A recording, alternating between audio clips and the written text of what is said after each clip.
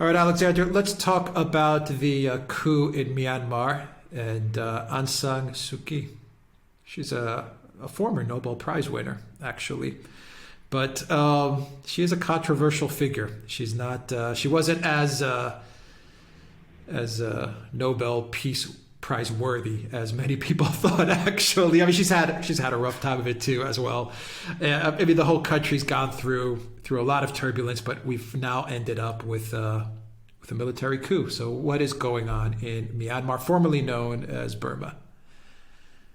As Burma, indeed. And I should say that there are some people in Britain specifically who still refer to the country as Burma, and they do it for political stroke ideological reasons because they feel that Myanmar is the name that was given to it by the Burmese military, and that they prefer to avoid anything that smacks of appearing to endorse what the military says. I will call the country Myanmar. I think Burma was the British colonial name, so I'm going to just avoid it. Anyway, what has happened is that this country, Myanmar, has had a very difficult history. It was conquered by the British basically in the 19th century. They patched it together out of various parts. There is a dominant nationality, there is a dominant religion, which is Buddhism, but it has never really achieved full political stability. And it has been dominated since independence by the military, who come together in an institution called the Tatmadaw, or the armed forces, which is what it basically means, and which was created during the Second World War by a man called Ne Win, who was for many decades dictator of the country, and who was trained as a military man initially by the Japanese. And I've heard it said that, in fact, Japan, which conquered Myanmar for a time during the Second World War, achieved a huge amount of cultural influence in the country. And Ne Win, who was initially with the Japanese and then turned against them and sided with the British, he created this military in Myanmar on Japanese lines. And there was a time when apparently you could see that the uniforms were fairly similar.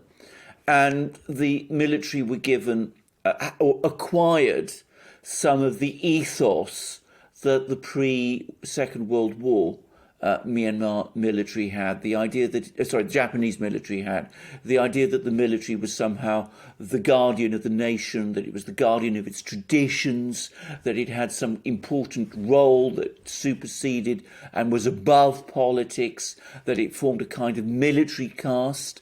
I should say that the military in Myanmar is a volunteer military. It's apparently well trained, extremely tough, extremely disciplined, very loyal to its commanders. Again, very much built on Japanese lines, but still completely disdainful of the civilian leadership of the country.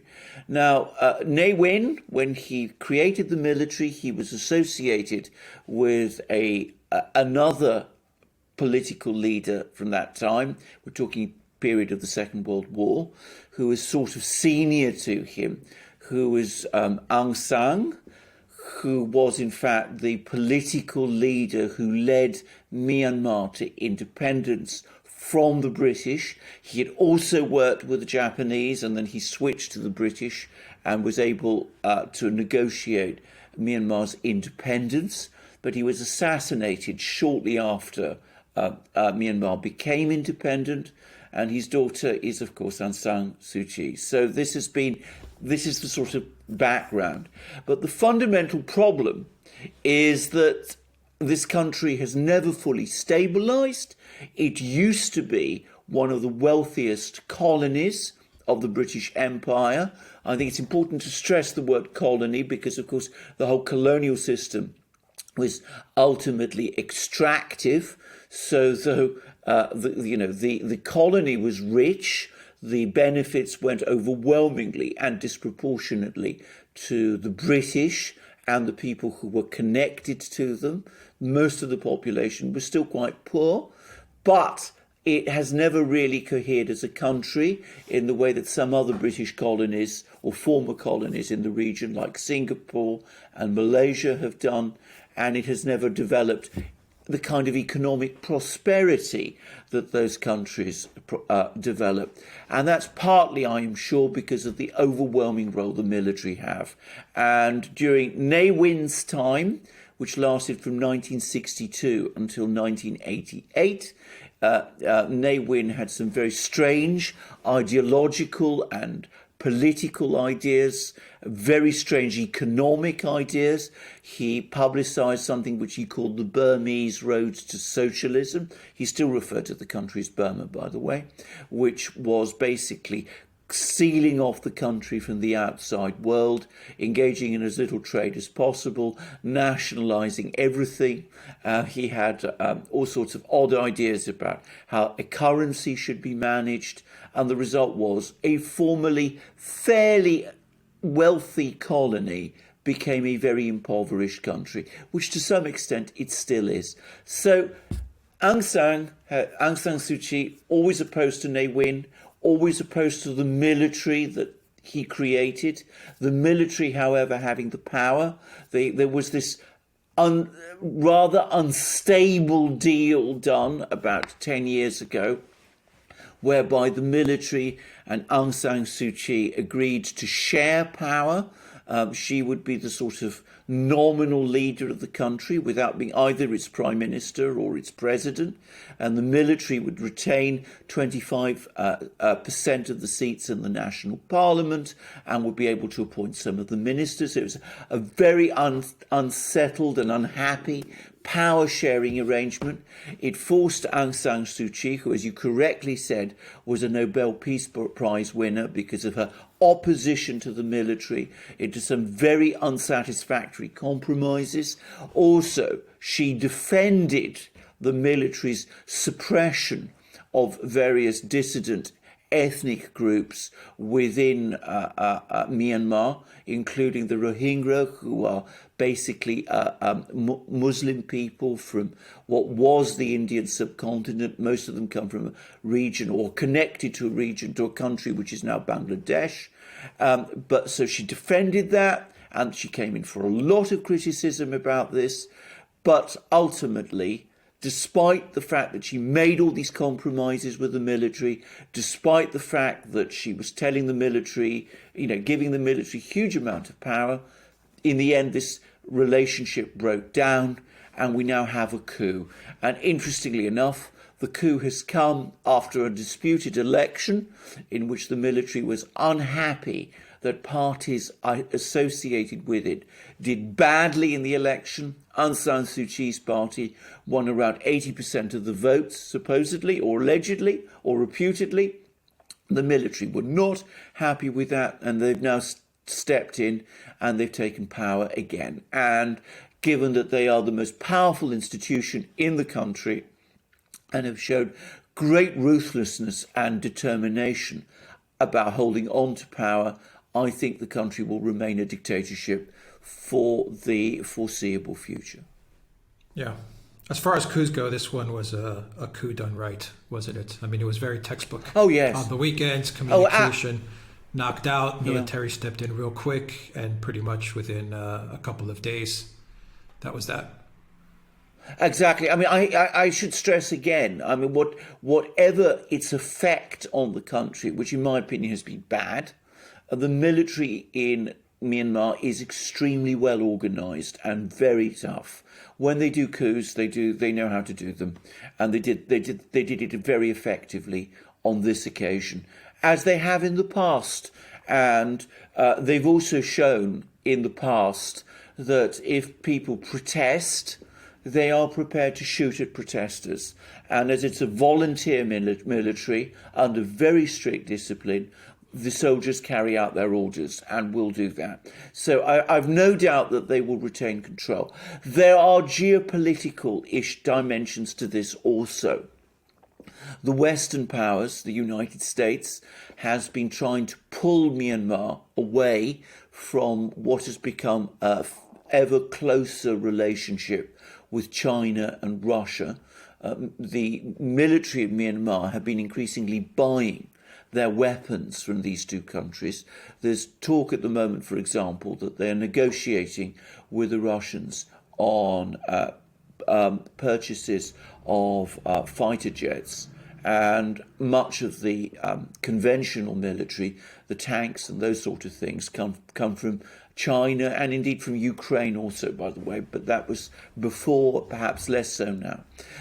The United States backed Aung San Suu Kyi and the civilian leadership because they saw them as a means of trying to draw Myanmar away from China. With this coup, I think it's more likely that Myanmar will fall under ever greater Chinese influence. So there is a geopolitical dimension, but perhaps we shouldn't overemphasize that too much, because this is a country that has isolated itself from the world for so long that I don't think it's a really important part of the geopolitical jigsaw. So I think, it's a small gain for China, a small loss for the US, doesn't change anything very much, but very harsh and very difficult for the people of the country. Yeah, given the fact that Biden is beholden to China, I doubt that it makes much of a difference to the Biden White House with what's going on there. But what happens to Aung San Suu Kyi now? Well, she's going to go straight back into detention. And this is the other thing, of course, about her, which is that she's very, very much a nationalist. I think that's an important point to say. I said that people were unhappy with the stance she took about the military's repression of the Rohingya people.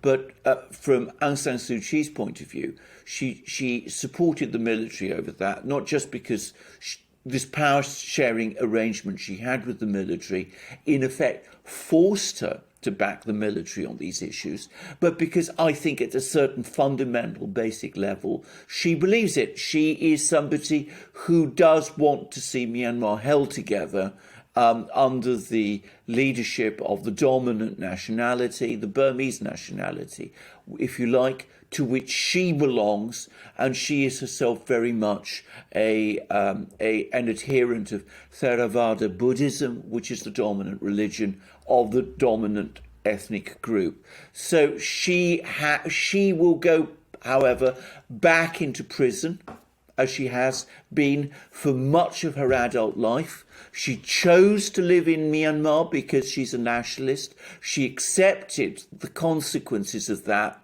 when the military were in power, that would mean that she would be placed in detention. You may remember that for a long periods of time, she was very much a poster girl of the international human rights movement. There were campaigns on her behalf, campaigns to release her. Of course, that was all tarnished later, but during the time when she was in detention, people campaigned for her, and she will go back into detention again. It's debatable whether they will campaign for her in the same way. So from the military's point of view, her relatively brief period in power has been useful because it has neutered her internationally. Yeah, you're right. I remember when a lot of globalists and neoliberals were campaigning hard for her because they thought that she was a globalist. And there was a U2 song dedicated to her. I remember that. And they all thought she was like this globalist neoliberal superstar. And then they were surprised to find out that she was actually very much a believer in a nation state. Absolutely. And they backed off after that. They said, "Oh my God, she's not a globalist. Let's not prop her up anymore." Well, that's entirely correct. So as I said, I can remember the shock. I mean, some of the people I know who campaigned for her felt incredulous, and dare I say betrayed. Though I have to say, if they'd actually taken the trouble of listening to those things that she had been saying, and had also tracked, studied the opinions of her father, Aung San, who had been the man who'd led Myanmar to independence, they shouldn't have been surprised. It was a perfect example of projecting onto someone their own ideas. But there it is. I mean, they're not going to campaign for her now because realistically, as far as they're concerned, she's, well, a bit better perhaps than the military, but not so much that it's really worthwhile taking up the cause for her. So that's why she got the Nobel Prize, by the way. She got the Nobel Prize because she stood up to the military and she was believed to be pro-Western, all about liberal democracy and globalism and all those kind of things. She's not going to get any more credits like that in future because they now know that she's not that. So she will go back into prison. Politics in Myanmar will play themselves out as they can and will, but I suspect the country itself will, its interest in it will dim by comparison with what had been the case before. All right, we'll leave it there. Alexander Merkers, thank you very much. Guys, look for this channel on BitChute, on Odyssey, and on Rumble. And PayPal, Patreon, Subscribestar. Please donate to us there. That really helps out this channel a lot. Check out Alexander's channel. You'll find a link down below. Look for my channel now on BitChute, Odyssey, and on Rumble. I'll try to get something up on Rumble. My channel has been completely demonetized by YouTube, so I will most likely be popping up on YouTube on my channel every now and then. But there's really not much reason to invest that much time into YouTube. So look for me, guys. Just do me a favor and look for me on Odyssey and BitChute, and I'll try to get something up on Rumble. And of course, the Duran shop. Pick up some awesome merch right there. Magic mug. Our wonderful magic mugs, our amazing T-shirts, our hats, our great hats. You can see one there with the flag of the Union Jack of Britain. Our sweatshirts and our hoodies. As Alex said, look up one of our hoodies. Check out my channel, that's still going. And find us on our other platforms. And join us on our next program. All right. Alexander Merkers, thank you very much. Till next time, everybody, take care.